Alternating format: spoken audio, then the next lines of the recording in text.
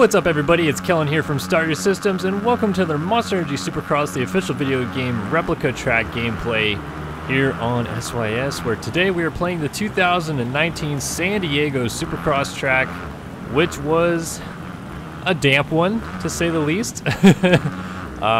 So basically what I did is I replicated this track in-game again with the features that we have in Track Editor, and then decided this week, instead of just playing time trial and motoing down and talking about the race and the track, to actually turn on the old rain mode in this game and send it out for 20 minutes with these guys and put down some burners in the rain and see if I can't have a little bit more fun doing so. The way that the rain affects the track in this game, it really doesn't do it justice to what it was like in real life, for sure. It only slows you down so much, so I would say like the closest that this track replicates to when it comes to the rain feature is what the track was like in the very first heat race, which is like the track was smooth enough that the guys were still able to do some of the jumps in the rhythm lane. They were doing the Supercross triple. Pretty much from here until the rhythm section though, they were kind of rolling everything, so that's not as realistic. I mean, I know this stuff is rollers, but the on-off right here totally was not doable. And oh my gosh, Cooper Webb, Jesus Christ. So yeah, I mean, I guess, you know, the rain doesn't affect the game as much as I would have hoped, but still tried to, I guess, semi-replicate the feeling of it. And boy, oh boy, what a freaking slosh fest that it was in San Diego. Obviously, my preview video in Sim, I kind of highlighted that was going to be the case. I mean, we knew the rain was coming. The thing that I thought was maybe the weirdest is I saw that the track crew took the tarps off the track at 2:30 p.m. local time, and I'm looking at the radar and I'm watching it all happen, and I knew that they had pushed practice back to you know, past 4 so that everybody would only get the one session. But I'm looking at the radar and I'm like, man, I know it'd be a pain in the butt to do and a lot of work, but I really wish that they would have pulled the tarps off in the morning, because you could see the storm cell coming. If they pulled the tarps off in the morning, let everybody walk the track, it would have gotten a little damp because it was kind of raining off and on all morning, but not bad, like kind of like a good drizzle, a heavy drizzle, I guess. Let them walk the track, get at least one good regular session of timed qualifying / practice in, and then from like 2 o'clock on, cover the track until the night show, because it may have saved the track a little bit more than what ended up happening, which is they pulled the tarp off at 2:30, and then on the dot at 3 o'clock, we saw the storm cell coming in, and it just absolutely bowled over. I didn't go down to the stadium early because I knew that the rainstorm was coming, so we stayed at home and we were just watching it hit on the radar. And right on 3 o'clock on the cue, by far like one of the more like monsoon level storms I've seen blow through San Diego in recent years. It was absolutely gnarly. Our complex that we live in had a tree get completely blown over, uprooted, blown over. That blocked our exit driveway, so we had to take an alternate driveway just to leave our own complex. We had stuff on our balcony getting knocked over. It was wild, and it was just dumping rain, like buckets, just sheets of rain going across the streets and stuff like that.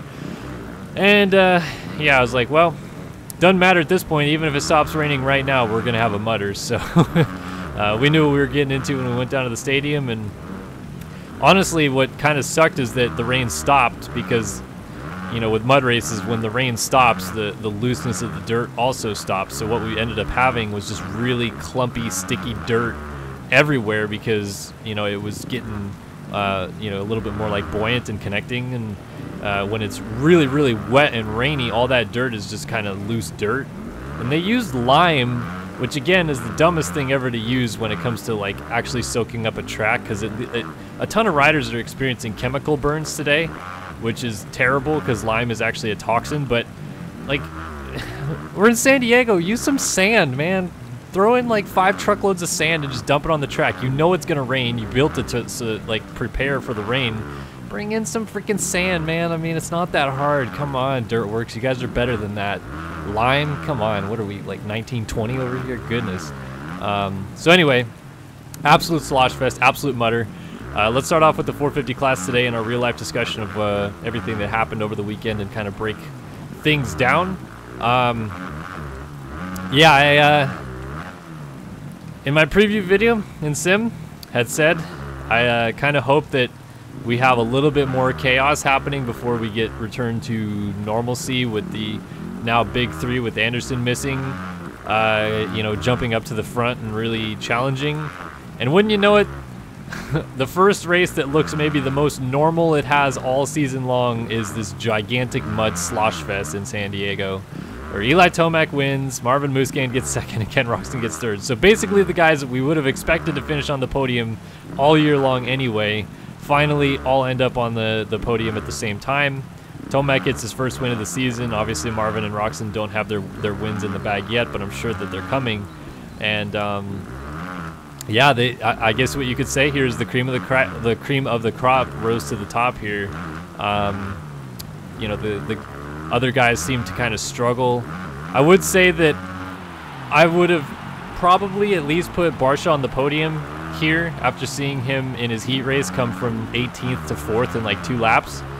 I don't know what the heck. I mean, it had to have been his clutch that that let go, because the bike blew up right in front of us where we were sitting, and you could hear him come around the corner, and it's just through the corner, rolls over the first jump, and he's just sitting there like wide open, and it's going nowhere. That's usually a sign of a clutch gone. So it's so weird because you don't necessarily see clutches go that early. I mean, it was like the 3rd lap of the race, and I know Barsha's like usually pretty harsh on his clutches. He's pretty just harsh on the bike in general because of how much he revs it. But I don't know. That was weird to me. Anyway, you could also maybe pin Webb have been, you know, as a guy that could have ended up on the podium, but obviously he had his issue with going over the bars, and before that, I mean, he looked good, but he actually started in 5th and went backwards first, so it wasn't like he was like coming from 18th and catching Marvin and was about to pass him. I mean, they were pretty much together from the start, and Marvin actually passed Webb at the beginning. And so by far the biggest talking point I'm hearing from the race is everybody just absolutely laying into Marvin Musquin again, which again, you guys are just absolutely ridiculous with this. It's so stupid how you guys pick apart the smallest things that Marvin does and blow it out of proportion. Whereas if Eli or if Kenny or if Cooper, because he did the same thing, you guys would be like, yeah, whatever, you know, it's just it's Cooper, it's Eli.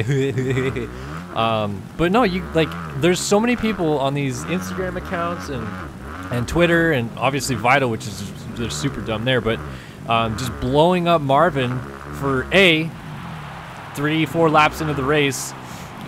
He's in front of Plessinger, he gets a little sideways in the rhythm lane and goes off the track, and then he gets back on the track basically side by side with Plessinger and just repasses him.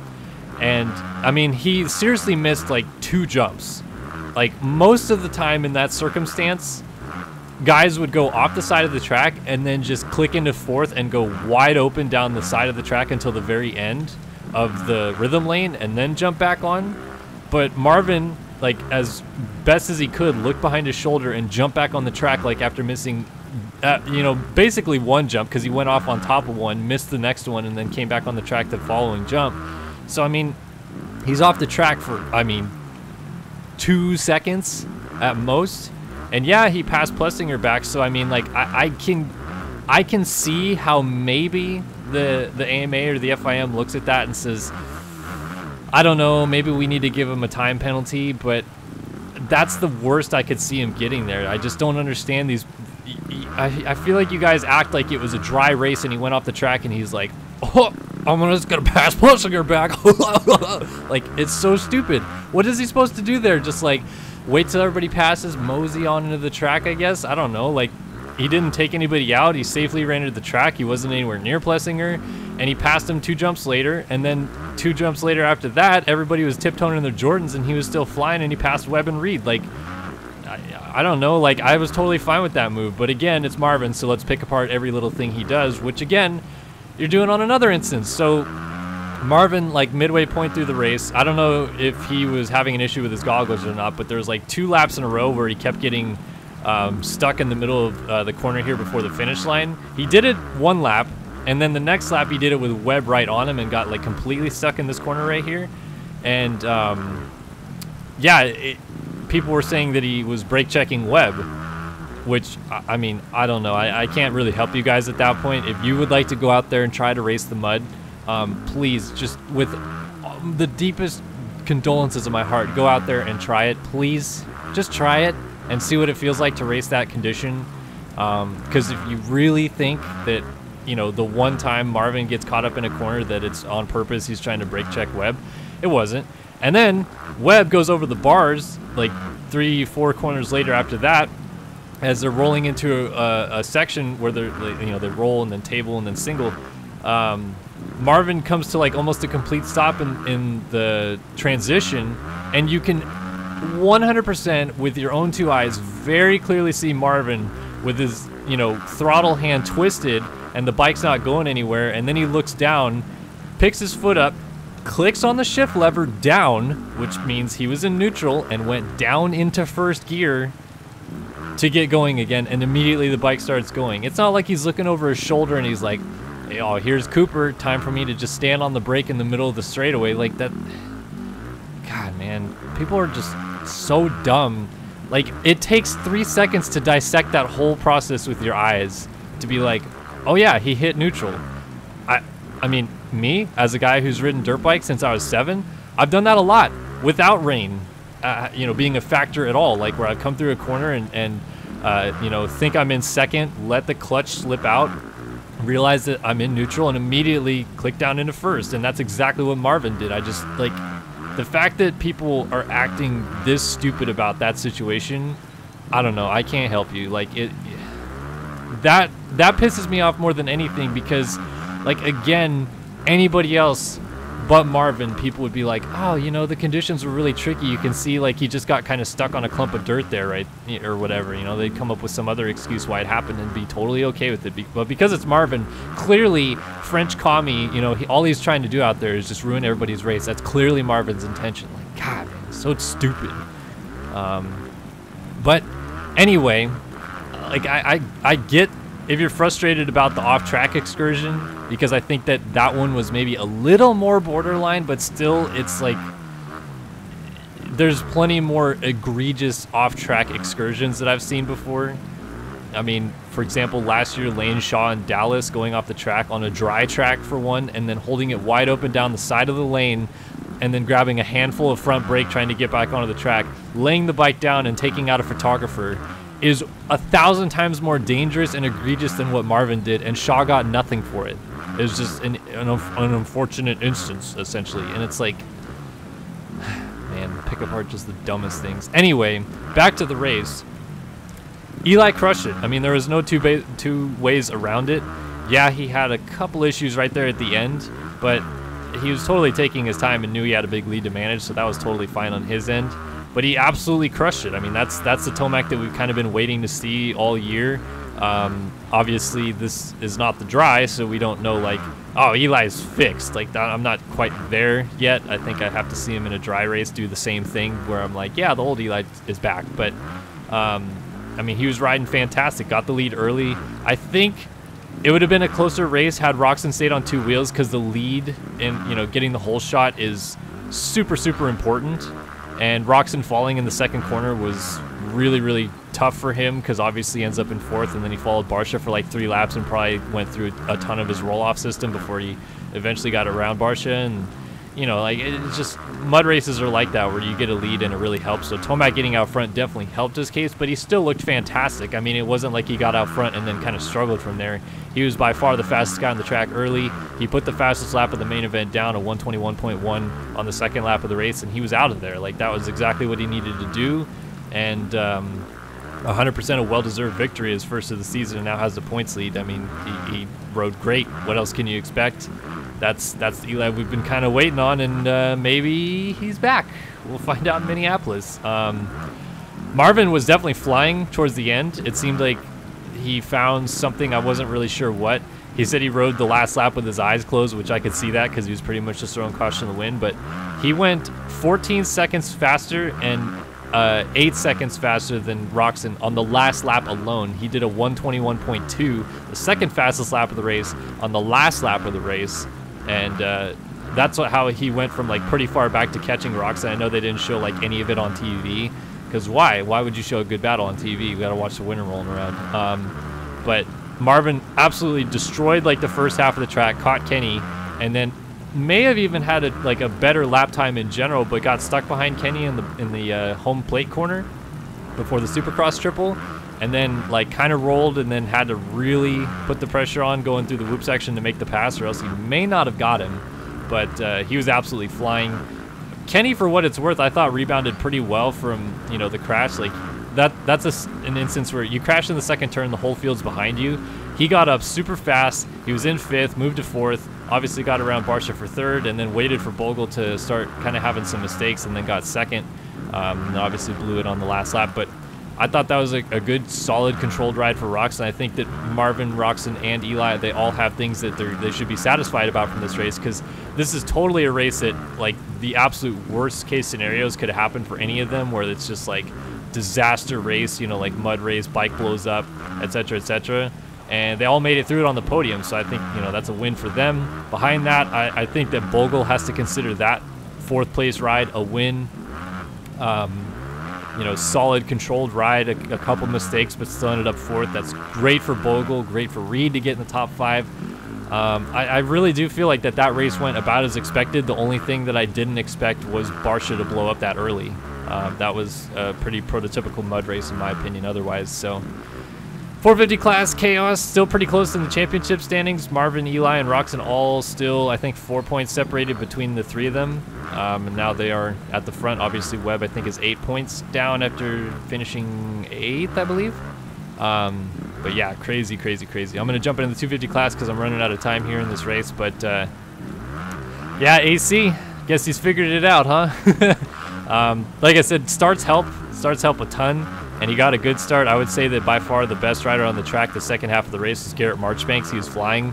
Obviously got around Dylan and put some pressure on him. But once he made the pass, he seemed like, because he'd lost his goggles, he threw his goggles. So I think he was just trying to salvage at that point and make it home. I think he knew he was in 2nd and probably not going to catch AC. But, you know, great for Marchbanks to get up on the podium.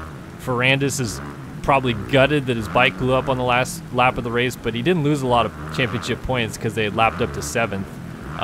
Which, by the way, I want to give a big shout out to Matthias Jorgensen, who ended up finishing 8th. I mean, the rider out of Denmark, I think that's his 2nd main event of the year.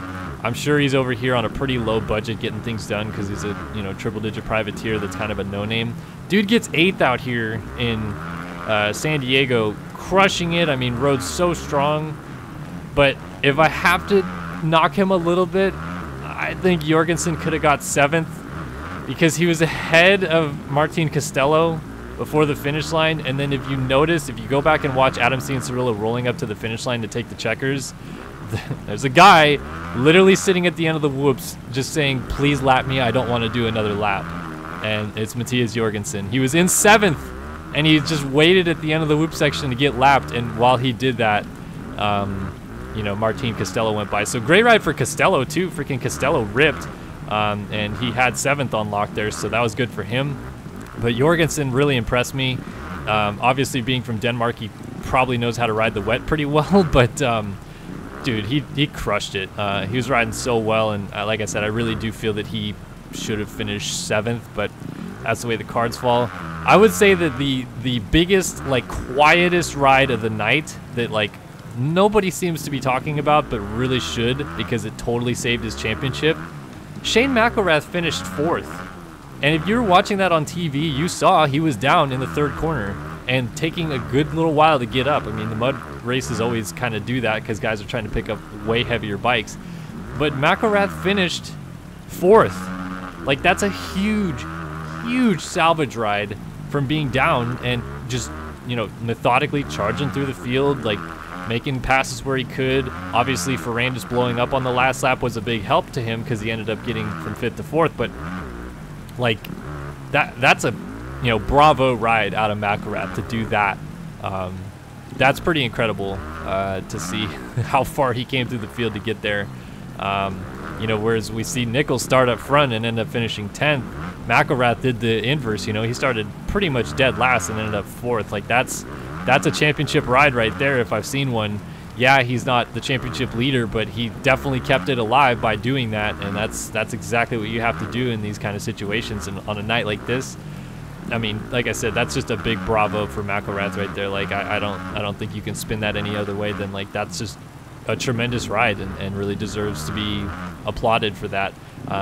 Also, Jimmy D, another podium to Dallas last year, podiums at San Diego this year, putting the JGR Suzuki up there. Fell on the first lap and still got up and going and kind of just looked solid, man. Just putting in laps, really. For being a short guy, you don't necessarily expect him to really crush it in the mud, but he looked totally like kind of comfortable. Like nobody looked like that they were completely comfortable. Like everybody was kind of a little out of control.